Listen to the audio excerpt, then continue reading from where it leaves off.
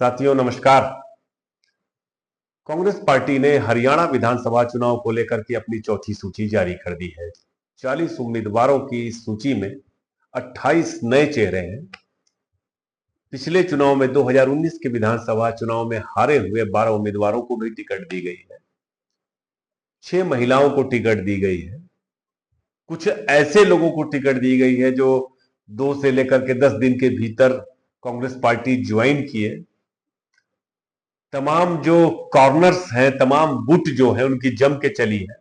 रणदीप सुरजेवाला की थोड़ी कम चली है, भूपेंद्र हुड्डा, कुमारी शैलजा की जम के चली है, और किसकी किसकी चली है उस पर चर्चा करते रहेंगे। राहुल गांधी आज रात लौटने वाले हैं यूएस से।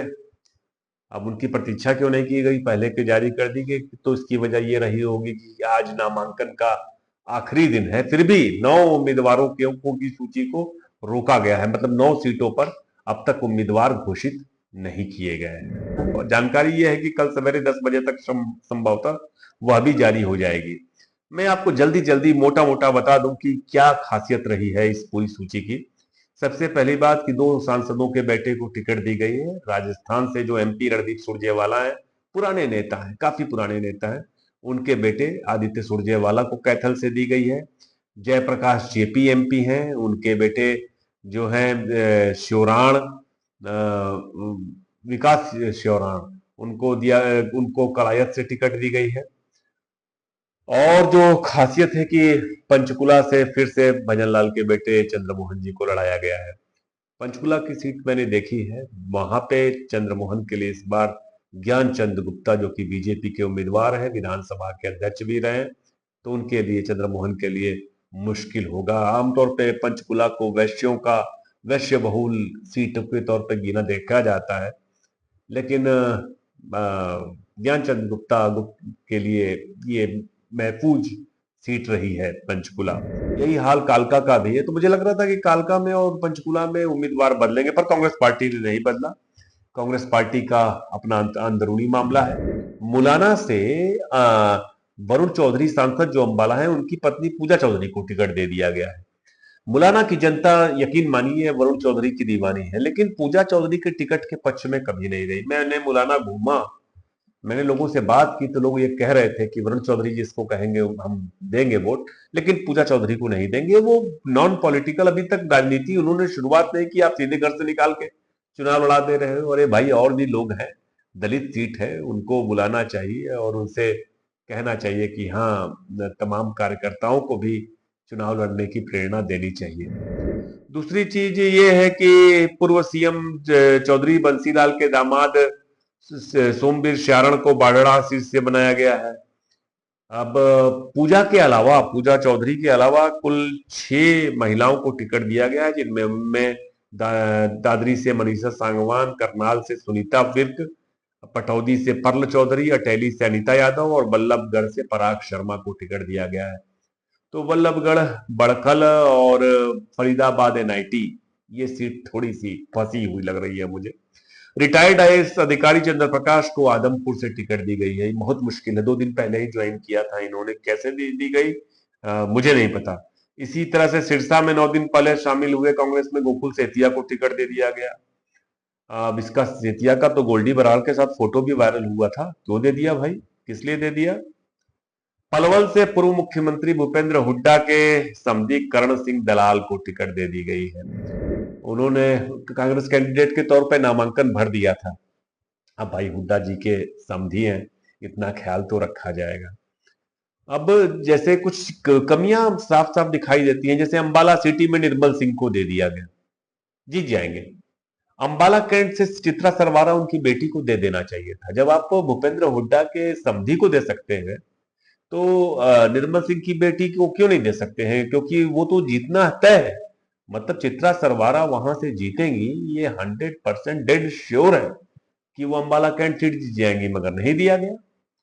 अब एक बात ये बार बार कही जा रही है कि जैसे कि रानिया है, वहां पर अड़गी चौटाला के खिलाफ किसी को खड़ा नहीं किया गया। तो लोगों को ये लग रहा है कि ऐसा क्या है कि पूर्व पूर्व मंत्री रहा बीजेपी सरकार में, आप उसके खिलाफ कैंडिडेट खड़ा क्यों नहीं कर रहे? तमाम तरह की अफवाहों का बाजार भी गर्म है, कांग्रेस ही बहुत नाराज है। अब देखना यह है कि कल जो है जब नामांकन दाखिल होता है तो कितने लोग ऐसे हैं कांग्रेस पार्टी के जो कि जाके नामांकन भरते हैं, बागी होकर नामांकन भरते हैं। जैसे कि फतेहाबाद है, वहां पर से दौलतपुरिया को टिकट दिया गया। अब है क्या कि वहां से डॉक्टर सिवाच जो कांग्रेस से टिकट मांग रहे थे वो कह दिए कि भैया अब हम भी चुनाव लड़ेंगे, तो वो नामांकन भर रहे हैं फतेहाबाद से। देखना यह है कि जो सीटें 9 बची हैं उन पर उम्मीदवार घोषित किए जाते हैं कि नहीं किए जाते हैं। नहीं किए जाएंगे तो बागी खड़े होंगे, यह बिल्कुल तय है, बिल्कुल तय है। तमाम ग्रुप्स में, कांग्रेस पार्टी के ग्रुप्स में तमाम बातें चल रही हैं और कई बातें बड़ी इंटरेस्टिंग हैं। कुछ बातें मैं आपको सुनाना भी चाहूंगा। एक बात जिस पर मेरा ध्यान गया था वो बड़ी जरूरी थी। रणदीप सुरजेवाला और भूपेंद्र हुड्डा को लेकर के किसी ने लिखा है, कांग्रेस के नेता ने, हरियाणा में भूपेंद्र सिंह हुड्डा इसलिए मजबूत नेता है क्योंकि कांग्रेस पार्टी ने उनको 10 साल हरियाणा का मुख्यमंत्री बनाया है। भूपेंद्र सिंह हुड्डा का राजनीतिक इतिहास मैंने देखा है। पहली बार 1991 में लोकसभा चुनाव लड़े और 2005 में मुख्यमंत्री बन गए। संघर्ष सिर्फ 14 साल का। रणदीप सिंह सुरजेवाला पहला चुनाव 1993 में लड़े, मुख्यमंत्री के खिलाफ हार गए, फिर जीते, फिर हारे, फिर जीते। 31 साल हो गए, लेकिन आज स्थिति यह है कि वो अपने लोगों को भी टिकट नहीं दिलवा पा रहे हैं। उन्होंने सिर्फ अपने बेटे आदित्य को ही टिकट दिलवा पाए, आदित्य सुरजेवाला को जो कैथल से लड़ रहा है। उसके अलावा उनके तमाम लोग जो है वो बिना बेटिकट हैं। अब हुड्डा जी अपने पार्टी के उन लोगों को भी टिकट दिलवा रहे हैं जो पार्टी से कभी गद्दारी किया था। तो लोगों में नाराजगी बहुत है, इस बात को नहीं भूलना चाहिए। कांग्रेस की पार्टी की जो पहली सूची थी वो बड़ी संतुलित थी, बहुत वो थी। ये सूची थोड़ी सी अलग तरीके की है, जिसमें कि परिवारवाद भी दिखता है और तमाम चीजें दिखती हैं, विसंगतियां भी दिखती हैं। खुल के बोलूंगा। अब एक बात तो साफ नजर आती है हरियाणा में टिकटों के वितरण को लेकर के, न केवल कांग्रेस बल्कि बीजेपी, यहां पर परिवारवाद और पैसा खूब चला है। मतलब परिवारवादी लोगों को टिकट खूब दिया गया और जिनके पास भारी संपत्ति है टिकट उनको हासिल हुआ है। मुझे नजर नहीं आ रहे वैसे उम्मीदवार जिनके पास पैसे ना हो और वो उम्मीदवारी पा गए हों। आमतौर पे बिहार में, उत्तर प्रदेश में या फिर आप छत्तीसगढ़ में चले जाओ तो आपको ऐसी चीजें नहीं दिखेंगी। आप उत्तर प्रदेश में भले ही 10 साल बीजेपी रही हो, लेकिन वहां पे सभी पार्टियां, यहां तक कि कांग्रेस भी, समाजवादी पार्टी भी हर तबके के लोगों को चुनाव लड़ने के अवसर देती है। यहाँ ये परिस्थितियां नहीं है और हरियाणा में चुनाव लड़ने के लिए कम से कम एक आम कार्यकर्ता नहीं सोच सकता। ये दुखद स्थिति है। राहुल गांधी जिस तरह की राजनीति कर रहे हैं उनको ये चीज ठीक करनी पड़ेगी। अगर भविष्य में वो चाहते हैं पार्टी का भविष्य उज्जवल हो तो जमीनी कार्यकर्ताओं पूरा रिशफलिंग करने की जरूरत है। जमीनी कार्यकर्ता ऊपर आए और बड़े नेताओं को थोड़ा पीछे रखे। ऐसी कौन सी जिद है कि कुमारी शैलजा अपने मन से टिकट बांटेंगी, भूपेंद्र हुड्डा बंटवाएंगे, कोई तमाम नेता, ये दबाव जो है पार्टी पर नहीं होना चाहिए। ये बहुत जरूरी है। फिलहाल कल नामांकन का दिन है।